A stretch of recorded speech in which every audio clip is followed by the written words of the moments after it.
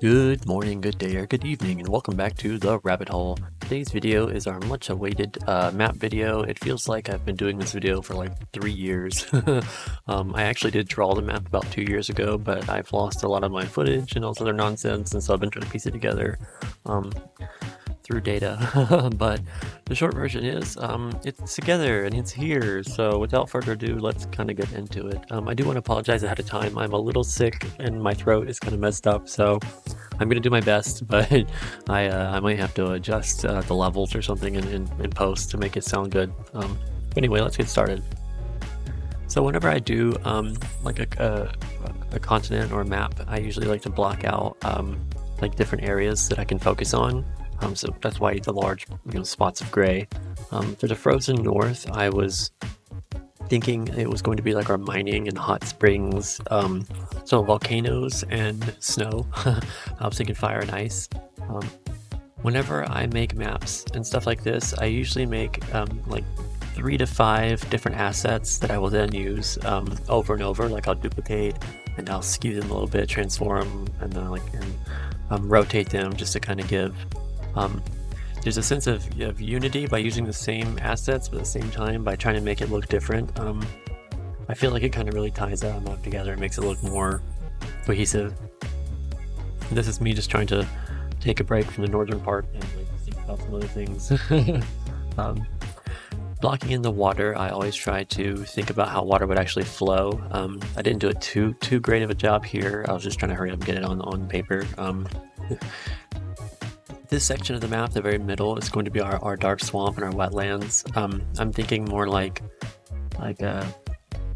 Sword and Shield, that one like town inside the dark forest that had like 2 houses and a freaking gym.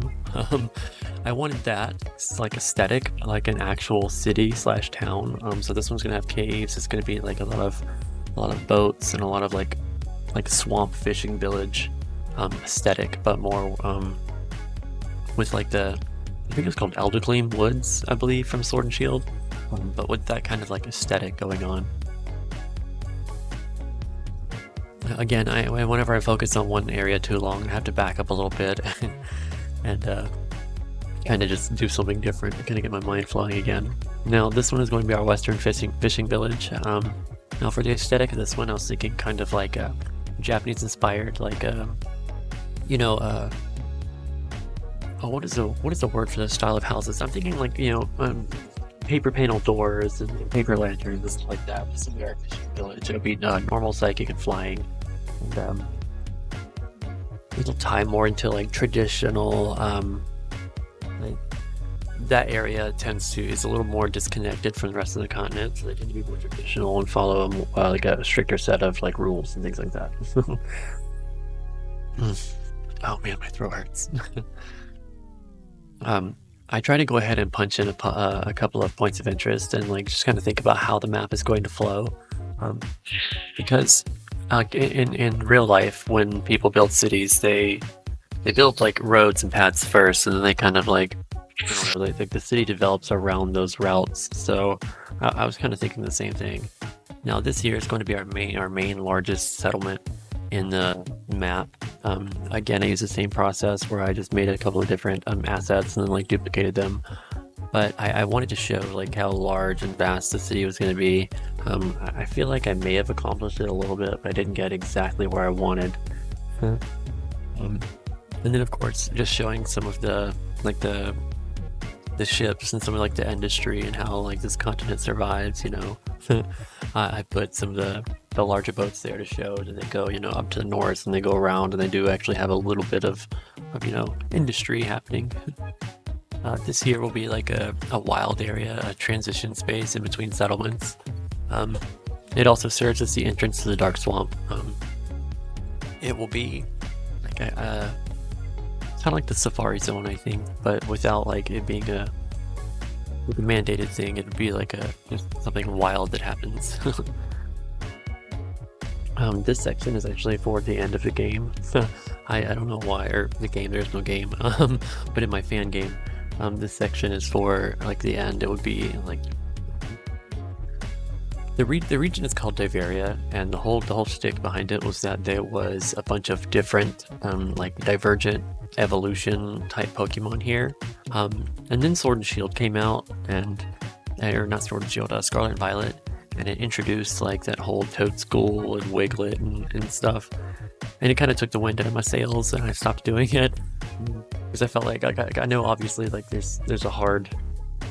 It's hard to be original when there's just so many years of like media already being created, but I felt like my idea was stolen, so it took me a while to kind of get like, I guess, motivated again. But here you see me just kind of filling in some of the details on the map, like the power lines, the hydroelectric dam, putting in some more buildings, the little beach resort areas and things like that. I really want the pier to be like a Coney Island. It will have like psychic and fairy, and I'm thinking maybe like electric and dark types kind of hanging out, but just like a conglomeration of different types obviously will be found at the carnival, but I feel like it would be like a special event that you have to go to there. It kind of introduces you to it. And then like mini games and like trainers and other things like that would keep you coming back to this area again and again.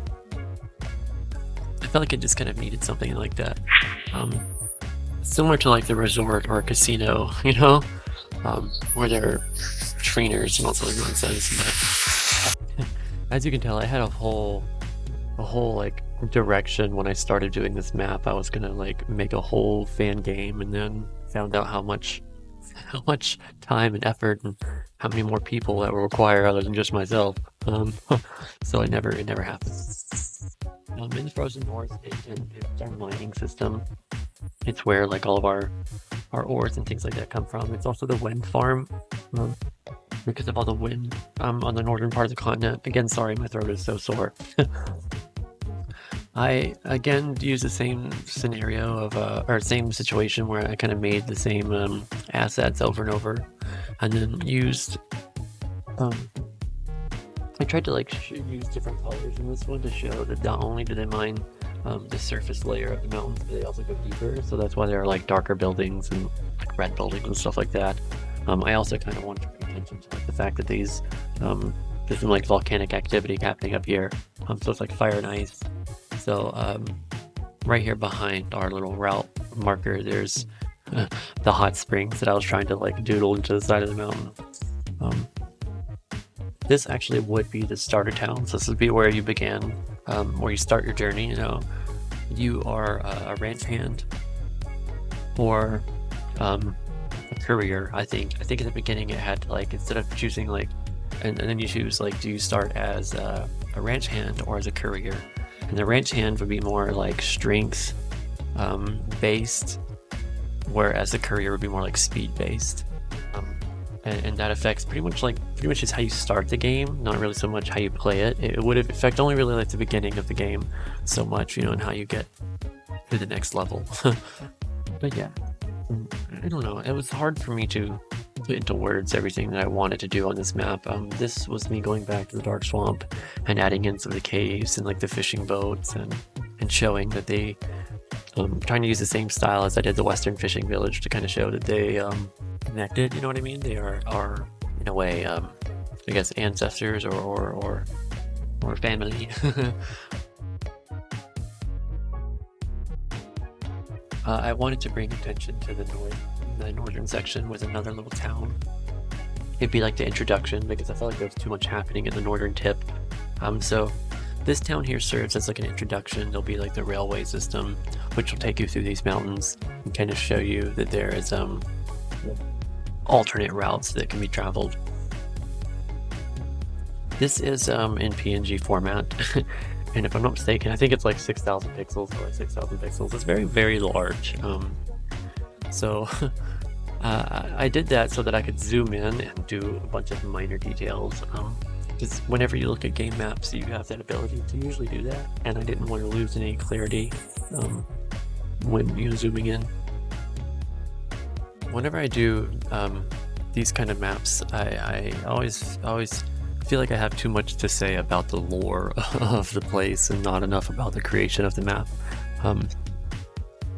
So I guess if you'd like a second video of me going through and kind of explaining all the different areas, this area here would be the resort area. It's connected to like the little wild area beside it, and it would be, like I said before, it's like kind of like our safari zone. Similarity, I guess. Similarly? How do you say that word? Anyway, but jumping back to the final section of the map, we have like the final temple. It was built on the barrier mountains that kind of block the frozen northern continent from like what is that called? The rain shadow, I guess. Oh god, man, my brain hurts because I'm sick and I can't think straight. But this would be like the end goal. That'd be the end temple, basically, where you would go and face off against like the box legendary. But here's the map. Again, and I'm sorry it took so long to piece together. I made the map like 2 years ago, but my footage has been like put into the Google Cloud and then into OneDrive and into my personal cloud and on hard drive and laptop, and so like I don't know, I had to search through so many things to find all of it and to find the ones that weren't corrupted. So this is the map for the region. If you like it, give me a thumbs up. If you want to see more, hit that subscribe button. And again, I will be back in a couple of days with another video. Hopefully by then my throat will be done, but I've been saying I wanted to get this video out for so long that I wasn't going to take no for an answer anymore. So sore throat and all, here we go. Thank you so much, and I will see you in the next one. Bye!